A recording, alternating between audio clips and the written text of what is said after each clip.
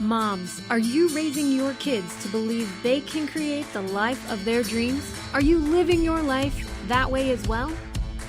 Living an awakened life means more than just talking about it. Join host Debbie Pokornik on Vibrant, Powerful Moms as she shares practical tips, stories, and interviews with enlightened guests, all geared at helping you create and live an extraordinary life. It's time to stand firmly in your power and model the life you want for your kids to inherit. And it all begins now on Transformation Talk Radio.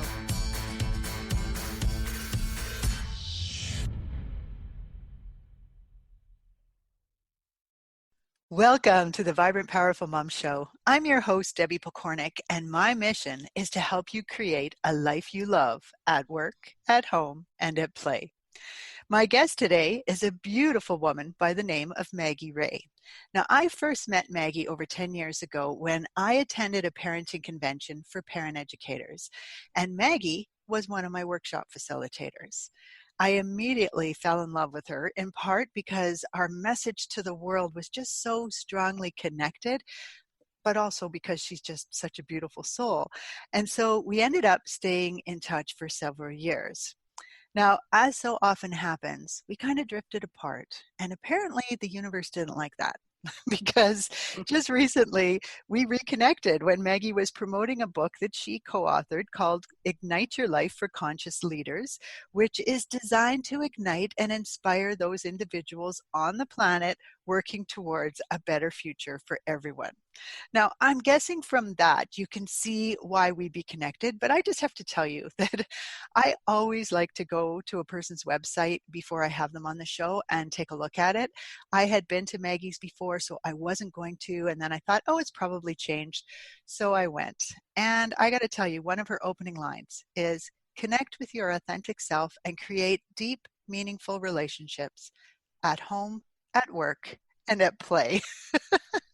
So can you see how connected this woman and I are? It's just amazing. We use so much of the same language, and there's just so much there. So anyways, back to my original story. I reached out to Maggie. We set up a time to chat, and so now she is able to be here with us.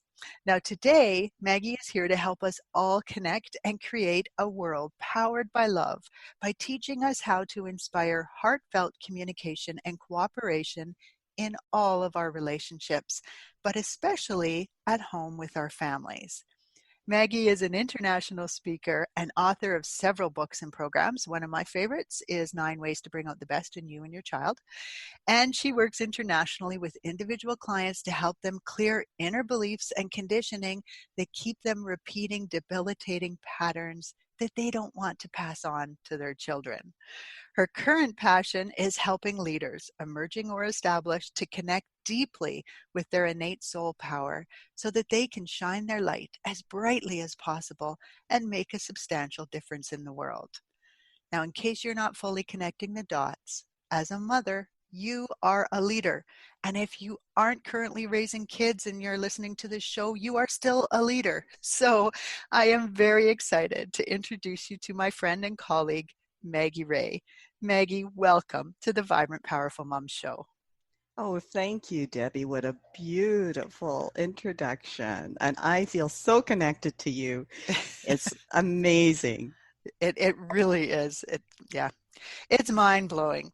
So I would love to give you an opportunity to help our listeners connect with you a little bit. What are 1 to 3 things about yourself that feel relevant to being a vibrant and powerful mom? Well, I think the first thing that comes to mind, Debbie, is that I am perfectly imperfect. I make lots and lots and lots of mistakes, and I really like to know that that is normal and natural. So that's the big thing. And I like to be able to live my life and be honest about that and let my kids live the life that they are and that they have. So let's see, that's a couple things. And how old are your kids? Like your kids are? Oh, my kids are now 34. Now. Yeah, 34, 32, and 29. And I have a granddaughter as well. So that is so fun. And I guess that's the third thing. Fun. fun is part of my life. It's a huge value in our family, and it's what makes life go round. Nice. Love it. Perfectly imperfect. That's a line I use all the time too. My goodness, people are going to be going, do these guys just steal each other's stuff? Anyway, so let's talk. I mean, there is so much that we could cover here that already we know that there's a possibility of us doing more than one show, because there's just so much valuable information that you could share. Let's start with these 3 essential keys that you have for bringing more peace, joy, and harmony into our lives. What are they? Well, they're easy to remember because they're connect, connect, and connect. Nice. It's the most important thing. Just like real estate, location, location, location. If we don't have that connection, then nothing else is really going to work. And when I think of connecting, I think connecting deeply with my eternal self, my essential self, with the deepest part of me, and taking time to do that, connecting with my emotions, so my connection with me. And secondly, to encourage my children to connect deeply with who they are, rather than trying to fit them into the status quo and condition them in the same way that many of us have been conditioned to sort of not feel that, because that's not appropriate in this, but to actually encourage them to connect with who they are. And then, of course, the third connect is let's connect together. And how do we do that? And how do we create this heartfelt, flowing communication that just feels so good to be around and permeates the whole house and everything we do? That is beautiful. I love that. I especially, well, I love them all, but I especially love the allowing our kids, helping them to connect to who they really are, because it seems like so much of what we do is done because we're concerned about how other people are viewing what we're doing and, judging us. So I just think that's such a key piece. Beautiful. Yet many of us have been so conditioned to present the right image that we get caught in the image and forget who we are. And when our kids get caught into that, they get very confused, and then they're going to either rebel or try to acquiesce. But there's a deep kind of resentment, I think, that enters into our lives when we feel like we must present a certain image for the sake of the world, or for the sake of living up to somebody else's expectations. Yes. It's interesting. I get this vision when you said that. I saw a box, and I saw a box that had started to rip. And so the person had kind of taped it up, right?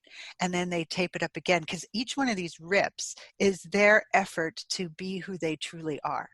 And then they get, that bad response, let's say from people around them, maybe their parents in some cases. And so they put another piece of tape, right? And you end up with this box. I can just see this box completely covered in all this tape, trying to hold them together as a person, when it's not who they're even meant to be in the first place. Oh, we are connected, Debbie, because I have a story that is about remembering the light and how we're born into this world as a light, put on a lampshade, and then we start to feel we need to decorate that lampshade, and we get so busy decorating the lampshade that we forget we're the light, and so fear enters the life of the lamp. And it's really only and that's why we go about our trials and tribulations in life, and then there's a crack in the lampshade and we can't take it anymore, and the real us, we let loose with all of the emotions that we have stuffed down and cry them out, which is a wonderful thing to do. Actually releases all kinds of toxins and brings all kinds of relief. And then in that we remember that we are this light. Nice. That we're not the lampshade at all.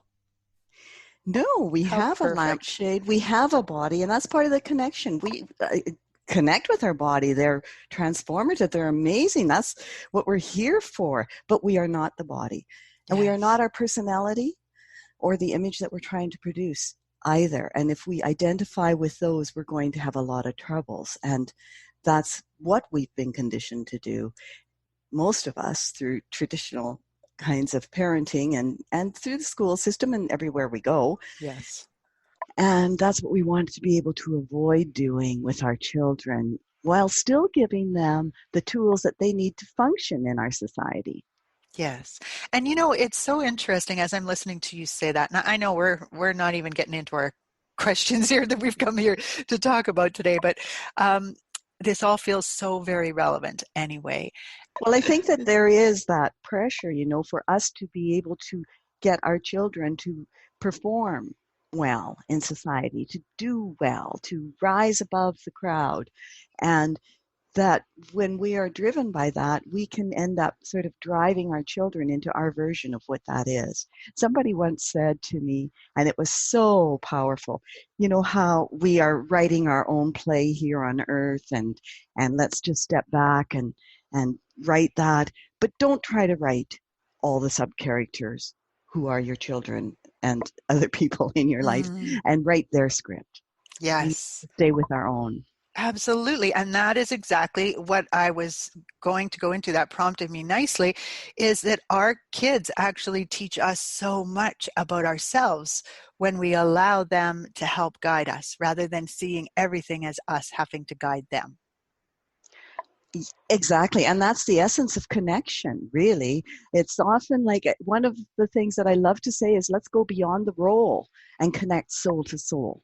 Yes. And actually, in one of my little 9 ways to bring out the best in you and your child, especially when they misbehave, that's one of the major principles. And parents have told me that when their children listen to the stories and listen to that, they love that. That's the one that stands out for them. That, connect role to role or connect soul to soul. Because when we're a child, we often are on the downside of things. We have to do what our parents say. And it feels like we're eternally flipping this coin. And when we, and that they end up essentially losing lots of times. But when we're connecting soul to soul, I'm just sharing with my children what I'm learning. Love it. Yeah. Okay, so you say that connection is the key to healing our world, and that feels like it ties in so beautifully here with what we're talking about. So what do you mean by that? Well, even when we look at dis-ease in the body, it's a piece of our body that is not connecting with the whole. It's kind of a vacant thing. Everything's going around that. And it feels to me like if we really connect with who we are, the magnificence, the power, the loving, amazing beings that we are, and we bring that here, that connection can heal everything. It can heal relationships. It can heal our bodies. It can heal our world. When we connect with our earth, we wouldn't do what we do to it if we really felt the earth. So it's reestablishing that connection, which is love, which feels wonderful. Very nice. So I'm picturing a parent listening to this and thinking, oh my gosh, I feel so disconnected from my child right now. How do I even start to reconnect? Well, the start of reconnection is connecting with our own true self, with taking the time and choosing to spend it in breathing deeply into our own bodies, connecting with our bodies. Even humming through our bodies can reconnect us. And as I said, the bodies are so transformative. So as soon as we do that, we are reconnecting with us and owning our emotions rather than projecting them. That's the first step in reconnecting with our children, is to reconnect with ourselves. Very nice. It's funny, as you say that, one of the tips I often tell people, I have this emergency sheet for when you're caught in a power struggle and you're just not sure how to get out of it, because now there you are. And of course, the first thing is for you to take a breath and calm yourself down, because if you can't calm yourself down, you're not going to end the struggle. And one of the things I love to share is humming, because for me, that just always helped to zap me right out of that escalating anger trap that I was headed into and bring me right back into my body. Yes, it does. And there's lots of evidence now in sound healing of how healing it is. And when our Right. children see us doing that to reconnect with us and they start humming pretty soon, you got a pretty happy family humming along. Absolutely. Absolutely. And if your humming doesn't sound happy, you're not there yet. Just saying. Well, Because- actually, often what we want to be able to do is to connect with the sound of that emotion, no matter what it is. That's okay. But eventually, once we release that, because sometimes, the groaning and children's crying. Oh, we don't like to hear the children crying. And we think that we are a bad mom. I had a daughter who was so upset for years and years. I had eczema and she was irritated. She cried. And it really wasn't until I accepted that I could not stop her crying. And all I could do was to connect with the deepest love that I had for her and hold her in the middle of the night in one of her screaming fits and just coach myself. I'm a good parent. I'm a good parent. I'm helping her to release her toxins and her discomfort. And she calmed right down in about 10 minutes. It was actually the turning point where I realized that this crying is either going to drive me crazy or it's going to drive me to my center. And Right. I get to choose. So going to that peaceful, loving place inside ourselves and allowing sometimes that uncomfortableness of how we feel to flow through first so that that beautiful humming can come in. Yes. Well, I must say, humming has always been one of my favorite tools, but I'm also a very auditory person. And so sound really works well for me. And I think it works well for all of us, just certain people are even more drawn to sound than others. So, yeah, how about when we talk about our children? Like, how do we help our children connect with their true power and still be the authority that we need to be in their lives? That's a great question because so often we feel like we need to be able to control them and tell them what to do. But again, if I bring my power back to this is what I will do, and then I start to really connect with them and be curious. I think that's the first thing is that turn that judgment of our child, because we're always judging our children and ourselves as to do we fit into whatever we're trying to create. Turn judgment when our child acts out into curiosity. Perfect. And Love just it. really allow myself to listen to my child and find out where's this coming from, what's happening for them, and to be open to letting them express without trying to correct. See, that's the key. One parent said to me in one class, I couldn't understand why Jeremy just wouldn't listen to me. It worked with my other kids to sort of tell them you do the punishment reward thing, but he just wasn't listening at all. And she says, and then I realized that I was acting as if correcting him was more important than connecting with him. That is so beautiful. Oh, we all felt it because there's so much pressure on parents to correct our children, to get them to fit. And really, ultimately, we do need to let that go and connect deeply with them and become curious about them. One quick, maybe not so quick, but an exercise that we can do is to find 50 qualities that we see in our child and then to let them know that we see that quality when we see it. Kindness, for example. Wow, that was so thoughtful and kind of you to go and get your sister's teddy bear when she was crying. Thank you. Mm-hmm. Just that's how we help them see within themselves their qualities, their strengths. And they go, yeah, wow, I'm a great big brother. Yes. That has long been one of my things about praise. I'm very careful talking about praise because people have such different ideas about what it means. But when I teach it, that's exactly what I like to teach is zero in on on the virtue or the quality that you're seeing that you love, and then let them know how, like, so like you just said, you're just such a kind big brother. And I love that you did that for your sister, or whatever the case might be. It tells them so much more than just saying, hey, good job, buddy. Exactly. And I think that the other thing in terms of helping children really feel good about themselves and connect with themselves is give them space to express whatever they want to express. Mm-hmm. And when we give them that space, give them our full present moment attention, our full acceptance of what they are wanting to express without correcting them, and just to give them that attention, because lots of times that's overlooked. Mm-hmm. It is. So I feel like people want you to go into that a little bit deeper, because we hear a lot about present moment, and you and I both know that that's easier said than done sometimes. So could you give our listeners a little bit of an idea of how they would do that? Well, again, a lot of it is bringing my attention back to me and saying, I am here in this moment, and there is only this moment. Breathe deeply. Make myself present.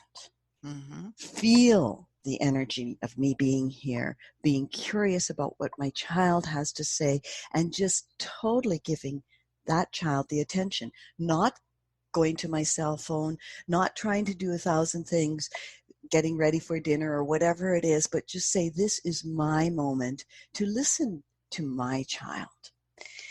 Nice. And be there. Or if I'm doing something with them, like I found out, you know what? It doesn't take any more time to mindfully help my child into their coat with gentleness and kindness than it does to try to shove their hands and their feet into it as I'm, picking something else up and going out the door. It's just, wow, what is my state of being? If I am present, I can be present with my child. So, and that curiosity again is just such a key. It is. It is such a key piece. I love that. I love that description of mindfully helping them into their jacket, or even when you sit down to play with them, because how often do we do that? And, we are thinking, okay, so what am I going to make for supper? Or, I wonder if hubby's going to be home on time, if we're going to be able to get to, whatever it might be. It is distracting you from that moment that you are actually in. So I love that description that you just gave. And I respect that parents are busier than they've ever been, it seems. But remember that this child is the most important thing to me. And I can set a timer. If you have a little 3-minute egg timer, or if you have a timer that goes ding, and your child knows, wow, this time is just for them. And wow, this time is just for my child. And you give them 3 to 5 minutes of playing fully present and mindfully with them. They're going to be satisfied and keep playing with what they're doing, and you can go and do what you want to do and give it your full attention, and everybody's going to be happier. Yes. Yes, so true. I even talked about it in my book. It's so true. Yeah. I'm sorry, I don't mean to keep, showing the commonalities. It's just that so often when you speak, I think, that could be me just talking. I like how you sound, though. Very nice. Oh, I love how we resonate together, Debbie. And I would love this message to resonate out further to everyone, because we, need to connect now in a really big and important way. And it's never been more important, because our children, I'm talking with parents now who are saying, wow, I have an 11-year-old and a 17-year-old, and it's a different world for the 11-year-old. I feel like our children are being hijacked by technology, because they all have cell phones. My 17-year-old didn't have a cell phone when he was 11, but the 11-year-olds now, they all have cell phones, and they're all disappearing into them. And I'm talking with parents who are seriously concerned about their child being addicted, and they're afraid to take away the cell phone for any period of time because of the temper tantrum or the reaction that's going to follow. So it's what an important thing for us to remember, to connect. with our children. And that's what the Absolutely. basis of their self-esteem is going to be, is the quality of connection they have with the most important people in their lives. That is so true. And I don't know about you, but the more I practice connection, the more I just feel my heart expanding with every interaction. And the more I do that, the more loving I feel towards everybody and everything. And the more patience I have, the easier it is for me to be mindful, the easier it is for me to bring out the best in other people. And really, that's what it's all about, right? When we connect like that. So. It does, and it feels, as you said, so good inside ourselves. All that I give is given to me. As Absolutely. I give it, when I give this sense of quality, connection, and love, it fills my life and my Yes. child as well. Beautiful. So we have used up all our time. However, I really do want us to get to talk about some of the tools and strategies to help our families communicate, and especially the heart opening communication circles that we're talking about. So you and I were talking about it before the show, in case people are going, what? I missed that part. Let me tell people how to find out more about you, and then we are going to close off today's show, but we will do another one right away so that we're able to put them back to back, week to week, and you can just go right to or wait for the next week and listen to that one. Does that sound okay, Maggie? Wonderful. Okay, so to find out more about Maggie, you can head over to her website, which is her name, MaggieReigh.com. Reigh is spelled Reigh. And as usual, that website will also be posted on my blog at vibrantpowerfulmoms.com. So you can just go there, push the link if you somehow mess up the spelling or whatever. And when you're there, you can pick up a copy of 5 strategies to deal with the child who resists communicating. So that will be very helpful. And I want you to know that Maggie also trains people to lead heart opening communication circles. I'm going to talk about that a little bit more in this next interview, but there will be information for that on our website. And I just strongly encourage you to reach out to Maggie if you have any questions and want more information.